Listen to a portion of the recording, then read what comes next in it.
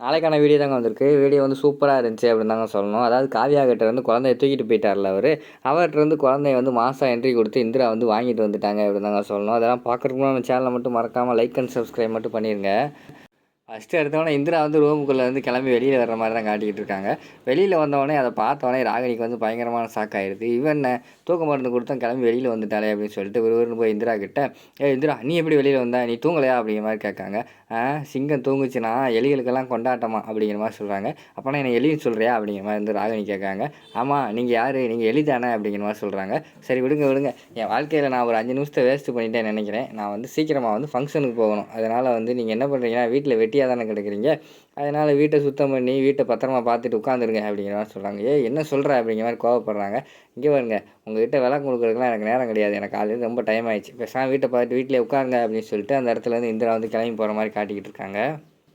இந்திரா கிளம்பி போனவொடனே ராகினி வந்து ஃபோன் போட்டுடுறாங்க கதிருக்கு. டேய் கதிர், இந்திரா வந்து எப்படியோ தப்பிச்சு வந்துட்டாடா அப்படிங்கிற மாதிரி சொல்கிறாங்க. என்ன சித்தி சொல்கிறீங்க, நீங்கள் தானே தூக்க மருந்தெல்லாம் கொடுத்துருக்கேன் அப்படிங்கிற மாதிரி சொன்னீங்க அப்படிங்கிற மாதிரி கதிர் சொல்கிறாரு. ஆமாடா, அவன் எதையோ ஜூஸ் எல்லாம் குடிச்சு அப்படி இப்படின்னு எப்படியோ கிளம்பி வந்துட்டாடா, இப்போ என்ன பண்ணுறதுன்னு தெரியலை அப்படிங்கிற மாதிரி வந்து ராகினி சொல்கிறாங்க. என்ன சித்தி, உங்ககிட்ட ஒரு பிளான் கொடுத்தா இப்படியா சொதப்புவீங்களா அப்படிங்கிற மாதிரி வந்து கதிர் சொல்கிறாரு. டேய் நான் என்னடா பண்ணுறது, அவளுக்கு எல்லாமே கொடுத்தேன்டா, அவள் தாண்டா எந்திரிச்சு வந்துட்டா அப்படிங்கிற மாதிரி ராகினி சொல்கிறாங்க. சரி வைங்க சித்தி, நான் பார்த்துக்கிறேன் அப்படின்னு சொல்லிட்டு கதிர் வந்து டக்குன்னு வந்து ரவுடிகளுக்கெல்லாம் கால் பண்ணுறாங்க. அந்த ரவுடிங்க வந்து ஒரு இடத்துல உட்காந்துருக்காங்க. அவங்க கால் எடுத்துகிட்டு, சொல்லுங்கள் சார் என்ன விஷயம் அப்படிங்கிற மாதிரி கேட்குறாங்க. டேய் எங்கடா இருக்கீங்க அப்படிங்கிற மாதிரி கேட்டவொடனே, இங்கே தான் சார் தெரு முனையில் இருக்கோம் அப்படிங்கிற மாதிரி சொல்கிறாங்க. சரி பசங்கள்லாம் கூட இருக்காங்களா அப்படின்னு கதிர் கேட்காரு. ஆமாம் சார், எல்லாமே பசங்களோட தான் இருக்கேன் அப்படிங்கிற மாதிரி சொன்னோன்னே, சரி நான் உனக்கு ஒரு வாட்ஸ்அப்பில் ஒரு ஃபோட்டோ அனுப்புகிறேன், அது வந்து இந்த ஃபங்க்ஷனுக்கு வரவே கூடாது, அங்கே வச்சே நீங்கள் வந்து அவளை வந்து தடுத்துருங்க அப்படிங்கிற மாதிரி சொல்கிறாங்க.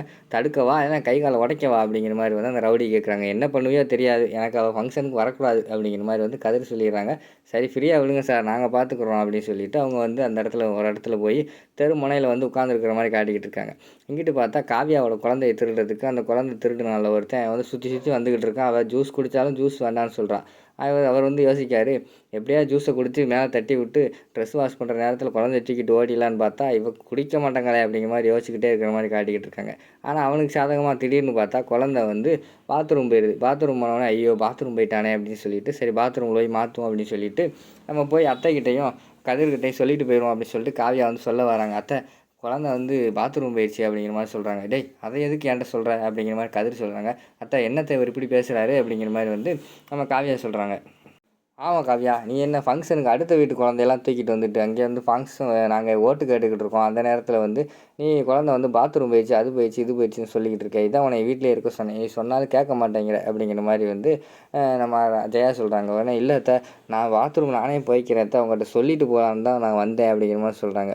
நீ ஒன்றும் சொல்ல வேணாம், உன்னை யார் இங்கே யாரும் தேட மாட்டாங்க, நீ கிளம்பு அப்படிங்கிற மாதிரி சொல்லிடுறாங்க. கதிர் உடனே கோவப்பட்டு அந்த இடத்துல வந்து காயா வந்து பாத்ரூம் போகிறாங்க. பாத்ரூம்குள்ளே போய் அந்த ஆல்ரெடி அந்த குழந்தைய திருடி வச்சுருந்தால வந்து ஒளிஞ்சிருக்கிற மாதிரி காட்டுறாங்க. உள்ளே பாத்ரூம் போயிட்டு வெளியில் வரும்போது எப்படியாவது குழந்தைய திருடிடணும் அப்படி அவர் யோசிச்சுக்கிட்டு இருக்காரு. இந்த பக்கம் பார்த்தா ஜேபியோட ஆளுங்க வேறு நின்றுக்கிட்டு இருக்காங்க. எப்படியாவது குழந்தை திருப்பி வர்றதுக்குள்ளே நம்ம ஏதாவது பண்ணி எப்படியாவது தூக்கிடும்டா அப்படின்னு சொல்லிட்டு அவங்க யோசிச்சுக்கிட்டு இருக்காங்க. காவியா உள்ளே போயிட்டு வெளியில் வராங்க. வந்தோடனே அந்த குழந்தை திருநாளா வந்து சொல்கிறான், மேடம் உங்கள் ட்ரெஸ்ஸில் கரை இருக்குது பாருங்க மேடம், போய் கழுவுங்க அப்படிங்கிற மாதிரி சொல்கிறாங்க. கரையா எங்கே இருக்குது அப்படிங்கிற மாதிரி வந்து காவியா கேட்குறாங்க. உங்கள் ட்ரெஸ்ஸுக்கு பின்னாடி தான் இருக்குது, போங்க மேடம் போய் கழுவுங்க அப்படிங்கிற மாதிரி சொன்னோடனே, குழந்தைய கொடுங்க நான் வச்சுருக்கேன், குழந்தைய வச்சுக்கிட்டு எப்படி கழுவுவீங்க அப்படிங்கிற மாதிரி சொல்கிறாங்க. உடனே காவியா வந்து இல்லை குழந்தை இருக்கட்டும் அப்படிங்கிற மாதிரி சொல்லிக்கிட்டு இருக்காங்க. ஆனால் அந்த குழந்தை திருநை வந்து விடுற மாதிரி இல்லை.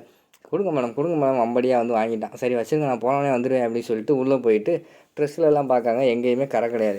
என்ன எங்கேயுமே கரை கிடையாது, ஐயோ நம்மளை ஏமாற்றிட்டாங்க போலயே, குழந்தைய திருடிட்டாங்க போலயே அப்படின்னு சொல்லிட்டு வெளியில் வந்து பார்த்தா அந்த இடத்துல குழந்தை இல்லை. உடனே அதை பார்த்தோன்னே பயங்கரமான ஷாக் ஆகிடுது காவியாவுக்கு. குழந்தைய காணும் அப்படின்னு சொல்லிட்டு அவங்க கத்திக்கிட்டு இருக்காங்க. ஐயோ மறுபடியும் நான் வந்து குழந்தைய வந்து பறி கொடுத்துட்டேனே அப்படின்னு சொல்லிட்டு அவங்க யோசிச்சுக்கிட்டு இருக்கிற மாதிரி காட்டிகிட்டு இருக்காங்க. அந்த பக்கம் பார்த்தா நம்ம ரவுடி இருக்காங்கள்ல, ரவுடிகள்லாம் இந்திராவை பார்த்துட்டாங்க. இவ தான்டா நம்ம ஆள், நம்ம ஓனர் சொன்ன ஆள் வாடா அப்படின்னு சொல்லிட்டு அந்த ரவுடிங்க வந்து இந்திரா வந்து பின்தொடர்றாங்க. பயங்கரமான சரக்கு வேறு அடிச்சிருக்காங்க, அவங்களால நடக்க கூட முடியல. இந்திராவை தடுத்து நிப்பாட்டிட்டே எங்கே போகிற அப்படிங்கிற மாதிரி சில்மிஷம் பண்ணுறாங்க. இந்திராவுக்கு வந்து பயங்கரமான கோவம் வந்தது. தனியாக போகிற பொண்ணுக்கிட்ட பேசுகிறதே தப்பு, அது நீங்கள் சரக்கு அடிச்சிட்டு வேறு இது பண்ணிக்கிட்டு இருக்கீங்களா, இருங்கடா அவங்கள அப்படின்னு சொல்லிட்டு பக்கத்தில் இருக்கிற கட்டை எடுத்து அடி வெளுன்னு வெளுத்து விட்டுறாங்க. அவங்கெல்லாம் மயங்கி அந்த இடத்துல கீழே விழுந்துடுறாங்க. அந்த நேரத்தில் வந்து கதிர் வந்து ஃபோன் பண்ணுறாரு. டேய் என்னடா என்னாச்சு, அவளை தடுத்து நிறுத்திட்டீங்களா என்னாச்சு அப்படிங்கிற மாதிரி கேட்காங்க.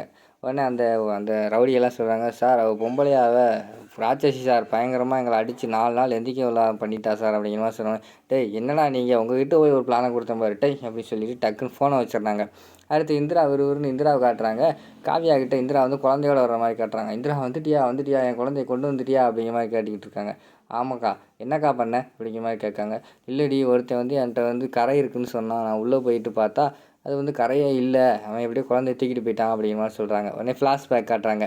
இந்திரா வந்து அந்த ஃபங்க்ஷன் நடந்து வரும்போது பார்த்தா காவியாவோட குழந்தைய தூக்கிட்டு அவன் வர்ற பார்த்துருவாங்க. யாரா நீ எங்கள் வீட்டு குழந்தைய தூக்கிட்டு போகிற அப்படிங்கிற மாதிரி சொன்னோடனே, இல்லைம்மா ஒரு பொண்ணு பாத்ரூம் போச்சு, அந்த பொண்ணு தான் என்கிட்ட கொடுத்துருக்கு, வந்தவொடனே நான் கொடுத்துருவேன் அப்படிங்கிற மாதிரி சொல்கிறாங்க. நீ ஒன்று கொடுக்க வேணாம், என்கிட்ட கொடு அப்படிங்கிற மாதிரி சொல்லிவிட்டு குழந்தைய வாங்குறாங்க இந்திரா.